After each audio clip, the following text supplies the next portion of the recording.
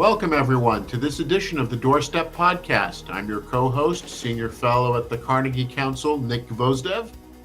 And I'm Tatiana Serafin, also Senior Fellow here at Carnegie Council, welcoming today Jon Emont from the Wall Street Journal. Jon is a Southeast Asia reporter based in Singapore. He writes about political and economic developments in Asia and has covered topics ranging from COVID to the Rohingya crisis to the effects of automation in the developing world. But today he's going to speak with us about a recent piece he wrote about our aging global leadership. Before we get to Jon, this week we have the Japanese Prime Minister visiting Biden, along with an old familiar name from the Philippines as well. But these leaders, as well as Biden, are suffering in the polls at home. And I'm wondering, can they really bring new ideas to the table? And I want to know, Nick, what are you hearing in your meetings in D.C.? What are some concerns? Well, I think one of the concerns is that as you have leaders, so the Japanese Prime Minister Kishida, President Biden, meeting, that these are 20th century leaders trying to grapple with challenges of the 21st century.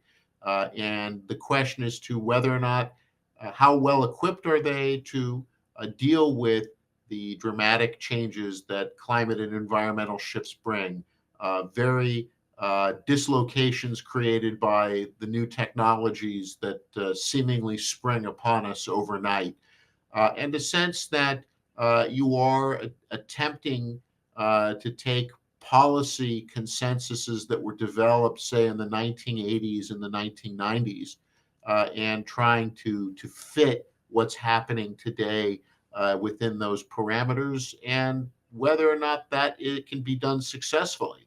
The other issue, and this ties back to the doorstep considerations, is that, as you mentioned, both Prime Minister Kishida and President Biden have questions about their political future. This is driven in both countries by doorstep concerns, energy, the economy, people wanting to know whether or not they're going to remain in the middle class. This drives sort of political pressures, and the sense that we're in an era now where leaders may make agreements today, but will those agreements endure? Will they last? Will their successors carry them through? This really then touches on that point that I think we're going to be bringing up in our discussions with Jon, just both about aged leaders and their relationships, but their networks and their willingness to groom new generations of leadership that can adapt to these changed conditions that we're in the third decade of the 21st century. And let's get to Jon now. Jon, thank you so much for joining us this morning here in New York and this evening in Singapore to talk about a recent piece you wrote called Old Leaders Run the World, and They're Not Going Anywhere. We here at the Doorstep found this very interesting because we now have a Trump-Biden redux for fall 2024. All my students talk about is, oh my God, I can't believe this. Why are these old white men still in power? And we wanted to talk to you about the fact that this isn't just a US phenomena. You say in your piece a decade ago, just one of the world's top most populous countries had a leader 70 or older, and today 8 do. Why? Yeah, well, a lot of reasons. The main one is that the old guys have just managed to cling to power. And that goes across political systems. So in China, you see Xi Jinping, who's been in power for over a decade, managing to stay in power. Vladimir Putin has managed to stay in power. These are two strong authoritarian leaders who have been able to head off challenges. But you think that in democracies, there'd be a lot more renewal, right? That's kind of the promise of democracy, is that you can elect new people, who can solve problems in different ways. And, maybe that is happening. But if it is, it's happening via old leaders, and it's just a little hard to understand why in democratic countries they are where, the average age is often in the 30s or 40s. People are selecting leaders overwhelmingly now in their 70s, or, in Joe Biden's case, in his early 80s. Um, and one thing it speaks to is just it's very difficult to break into power. So in democratic countries, you need to raise a lot of money generally in order to win elections. You need to have very deep networks, and those tend to accrue with age. So somebody like Joe Biden or Narendra Modi, who have been in politics for a very long time, they have those networks. And in Indonesia's recent election, which just came in February, Indonesia, of course, it's easy to forget, but it has 280 million people. It's a very important country in Asia and in the world. And Prabowo Subianto won overwhelmingly in the election, and he's in his early 70s too. And he's been around the block, this guy, but that seems to have helped him. It's allowed him to make deep connections with business people who he needs to provide financial support. So in this sense, it just that there seems to be an advantage that accrues with age, and it's not just the U.S. It's a lot of countries.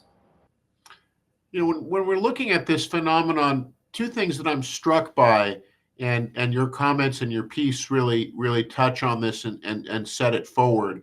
One is, certainly we have autocratic systems where leadership change may be a lot slower, but your point about what's happening in democracies, I think, is well taken.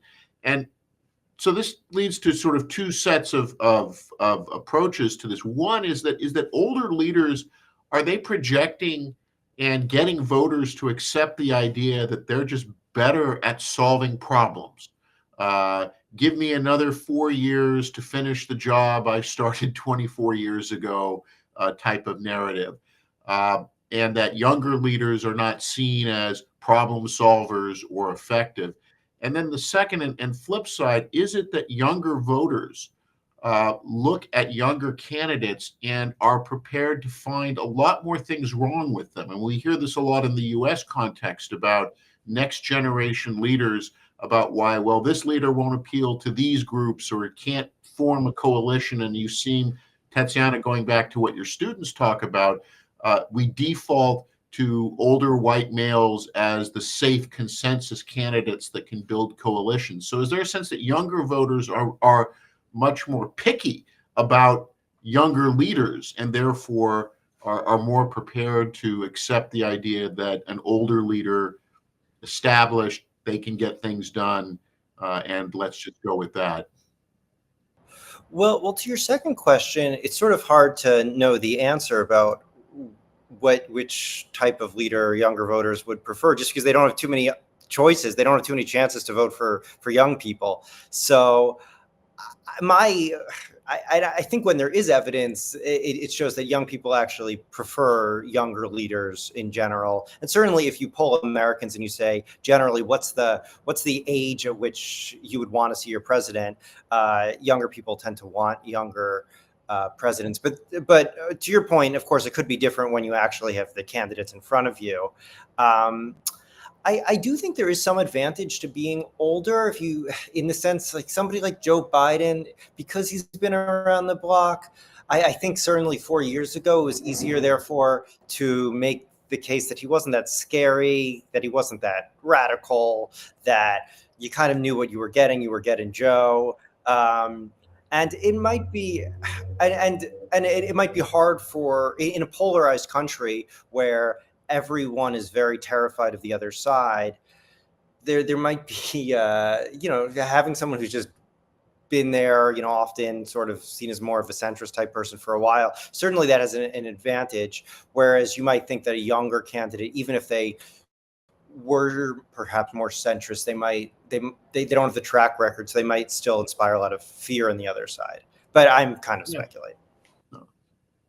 And I don't even know if I answered your first question. And no, I think that gets at, that there's that idea of, I think we did see that in the 2020 primaries, where you had a number of younger leaders, and yet The idea that, well, Joe Biden is the safe pair of hands and he is reassuring, and everyone always found there was always something with one of the younger candidates where people said they're going to scare voters or they're going to move in different directions. But as you said, it creates this chicken and egg of young leaders don't rise, they don't develop the networks, they don't develop the experience to do that. But I think that Yeah, getting that's at right. that process of that's not just the people, but it's also the process and the system and how it encourages Right. or does not encourage leadership transition.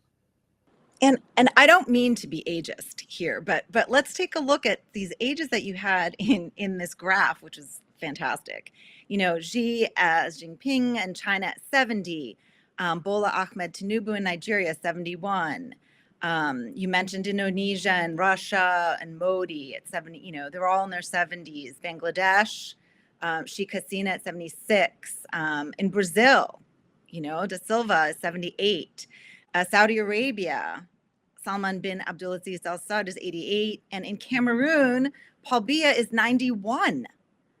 I mean, should there be, and when you were doing your reporting, a consensus that maybe there should be a limit to an age limit, and not being ageist, but, maybe you should retire and maybe teach or do something else.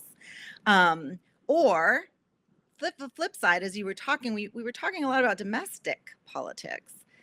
Do these leaders somehow on the international stage have more international support because they've been around the block? What is your sense from your reporting? Well, yeah, I mean, it's obviously these are, yeah, I mean, there's not going to be like a global rule, obviously, that you have to be a certain age. If once you attain a certain age, you have to, go out to pasture. But in the U.S., there have been some efforts to establish age limits. So these are mainly, they seem like publicity stunts. It's hard to imagine any of them will get through. But but I think a bill was introduced. Was it last year? Perhaps trying to establish an age limit. I think of 75 to run for president. I mean, obviously, I think the general, the mainstream opinion as well, you leave it to voters. But then, of course, the problem is that voters often don't get a chance to pick young leaders just because the primaries. Well, it's complicated in the U.S. It's different in every country, but in the U.S., primary voters tend to be older. Yeah. Older people seem to tend to prefer older candidates. So you tend to get older candidates for the general election, which is when young people start paying attention, and by then their choices are two old guys in this case. As to your second question, I mean, it's obviously, we don't want to be ageist, and there are a lot of effective older leaders. And I mean, you could certainly make the case, for example, that Joe Biden has been a very effective president. Some people would, and some of the, depending on, well, obviously you could make that case. You might argue that, for example, if you compare him with Obama, that Joe Biden's experience in the Senate made him much made him better suited to actually passing sort of landmark legislation that required bipartisan support, right? I mean, that would be an argument. So I guess it's just important, obviously, to remember that old leaders can be effective, but it just feels a little odd sometimes, because you think about the pressing challenges that we face with climate change, with regulating artificial intelligence, and these are big issues. Not to mention all the geopolitical conflicts. I mean, if you look at Netanyahu's been around for a while. Mahmoud Abbas, has been around for a while. I'm not sure if he's still in power, but it's still just a lot of old people, and you do wonder if they're going to be able to come up with new solutions to some of these old problems. So yeah, I agree that it's an important question.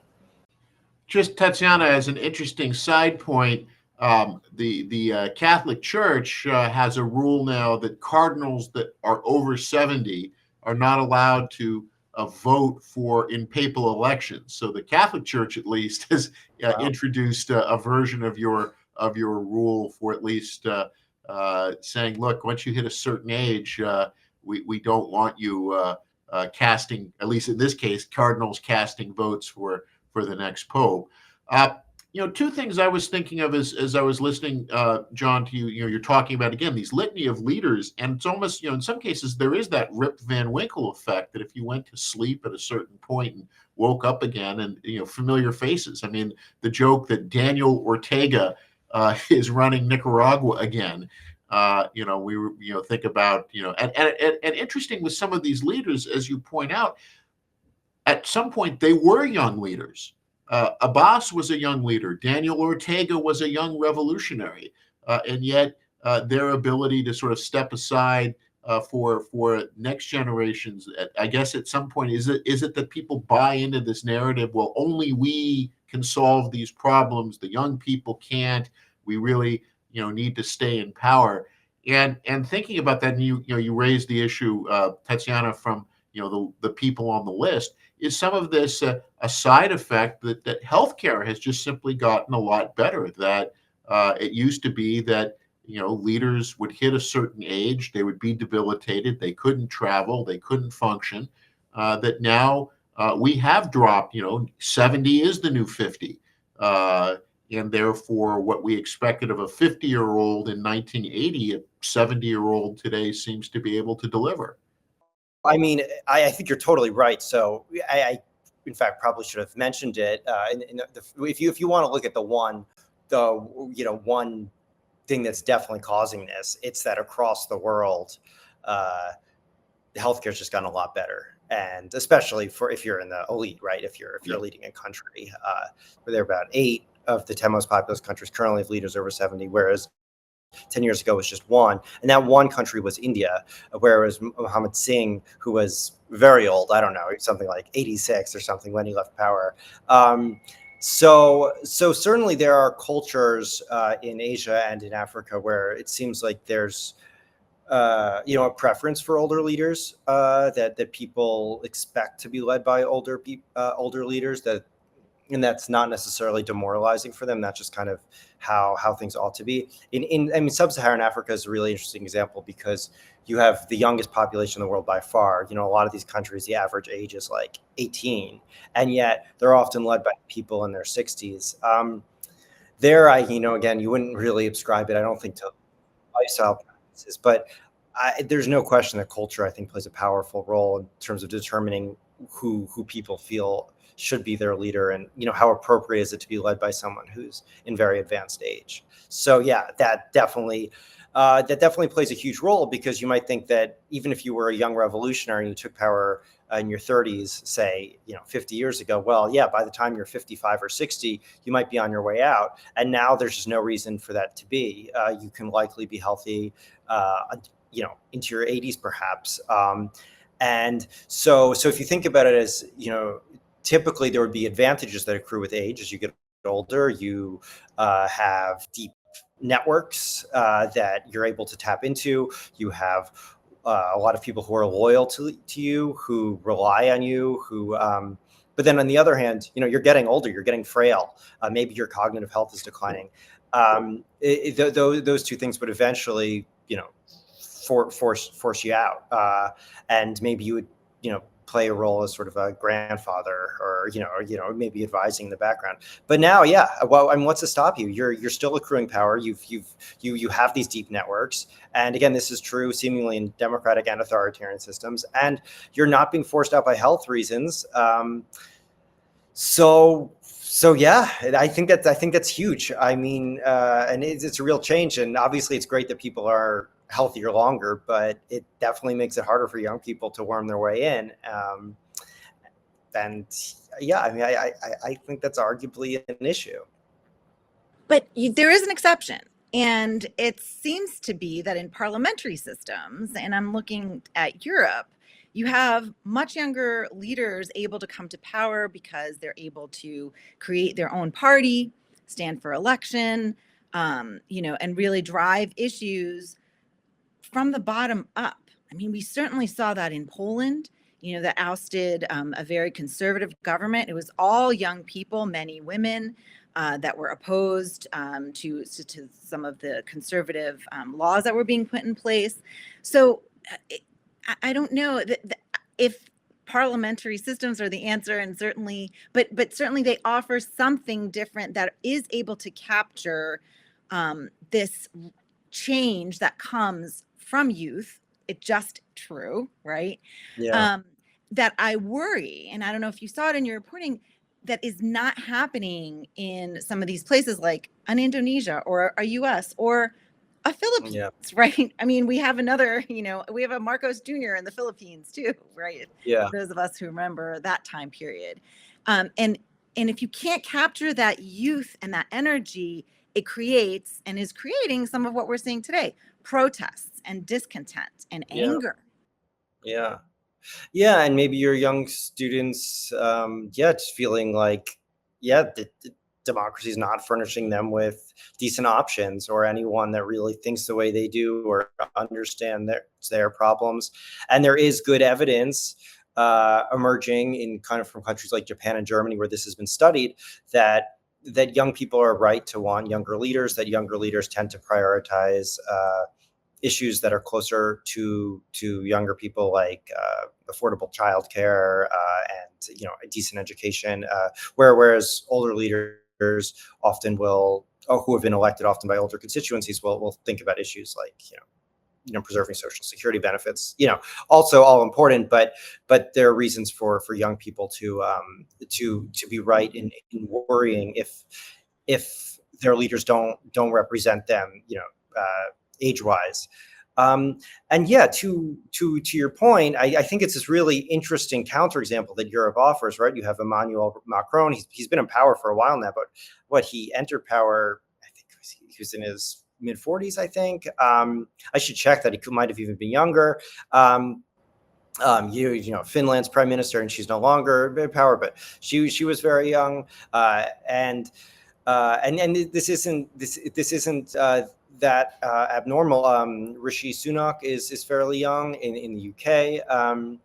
And so why? It seems like, as you said, one of the reasons is that in a lot of these countries you can form new parties, and that means that somebody like Emmanuel Macron, who's got a vision that's arguably distinct from any of the French political parties at the time, he could just found his own and be the head of it. And if people liked it, he could just get elected. And you imagine trying to do that in the United States, say, trying to imagine if I launched a third party bid, I wouldn't get very far. If I wanted to become a politician, as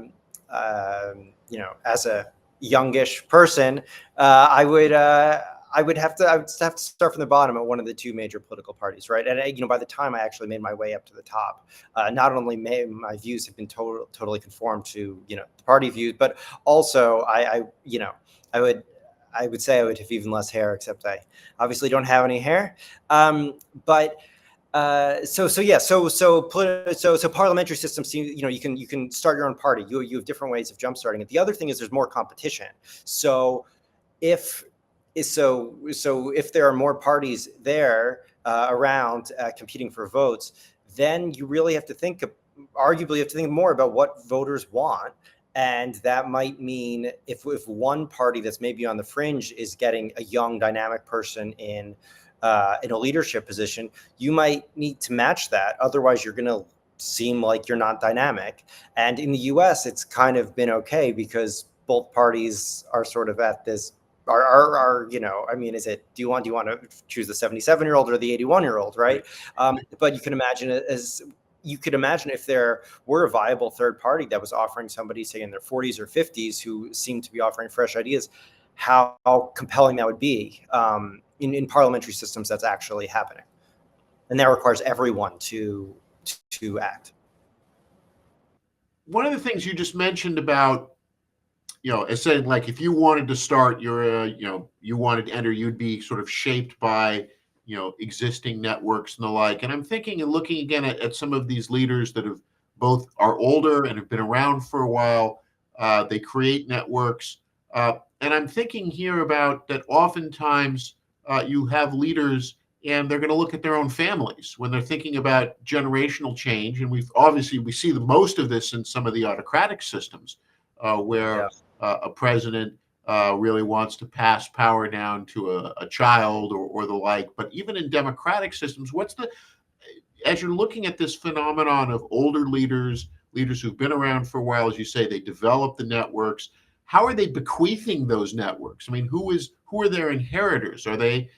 Is there a risk that we are going to see more of these family dynasties arising, where a political leader, builds up the network, builds up the favors, builds up the funding sources, and then, as you said, eventually biology does catch up, no matter how good the healthcare is. And what is the risk that we are going to start to see even more either blood family ties, or we'll see some sort of, almost like quasi adoption, which is, I bequeath this network of power to this person who then will be expected to run the network for another 10, 20, 30 years, and perpetuate the process. That's a really interesting question. I haven't thought about it, but it makes sense. I mean, that if you have more time in power because you're older and you can stay around for longer, then you actually have more time to develop a network that you can hand off to whoever, whether that's your child or just your political heir, and that might that could potentially limit options for voters. That's interesting. I think that's a worry. I mean, certainly nepotism, it's definitely a real problem in a lot of democracies.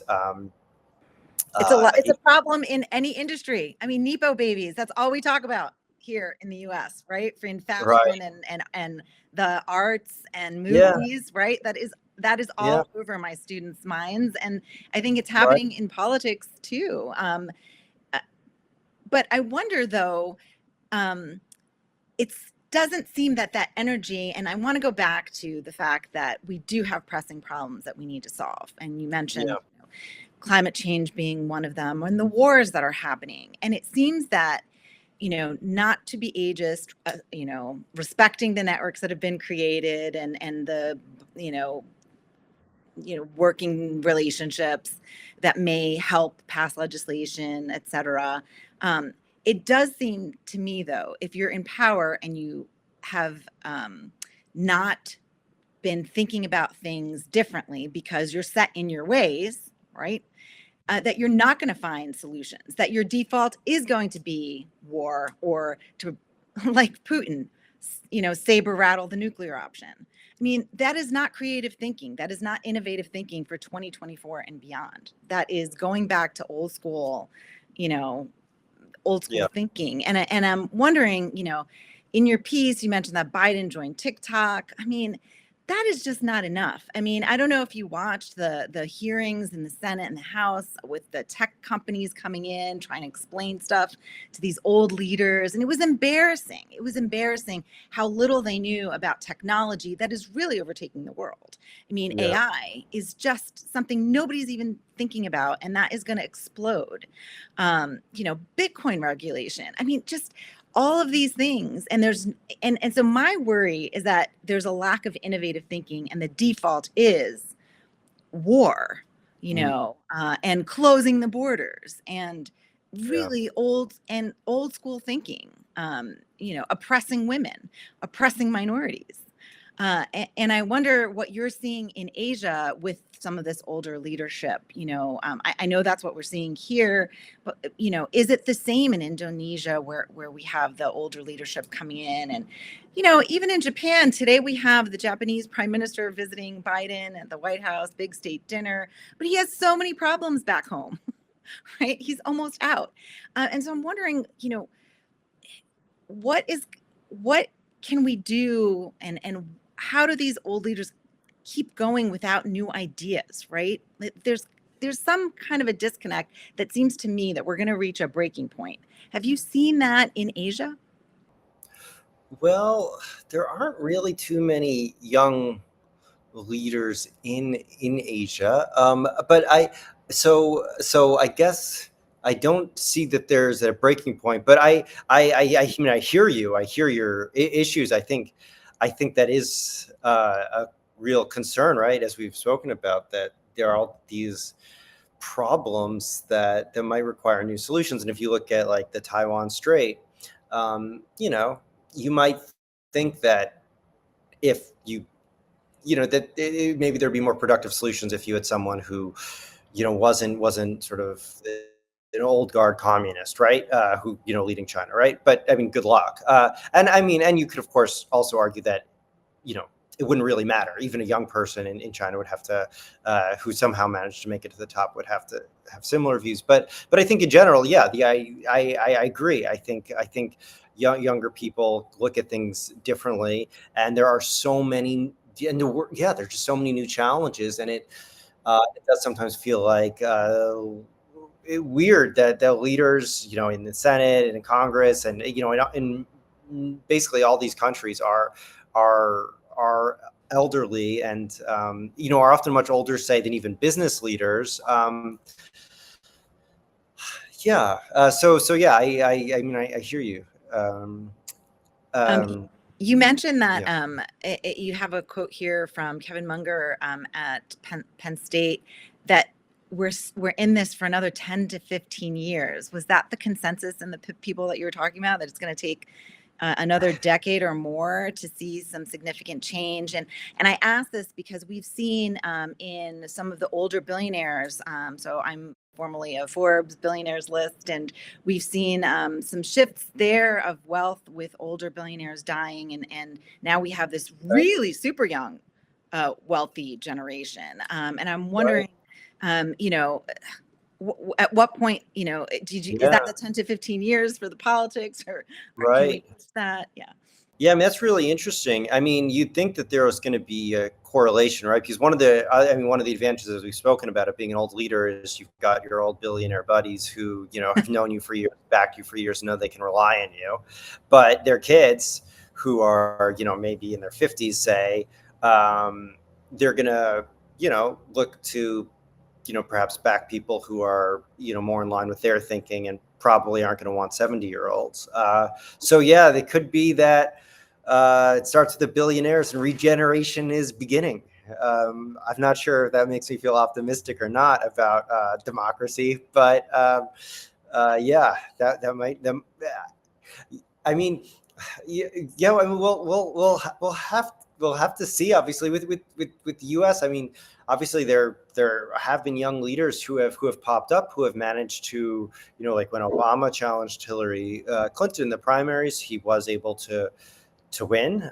He was able to, develop his own networks quickly. Obviously,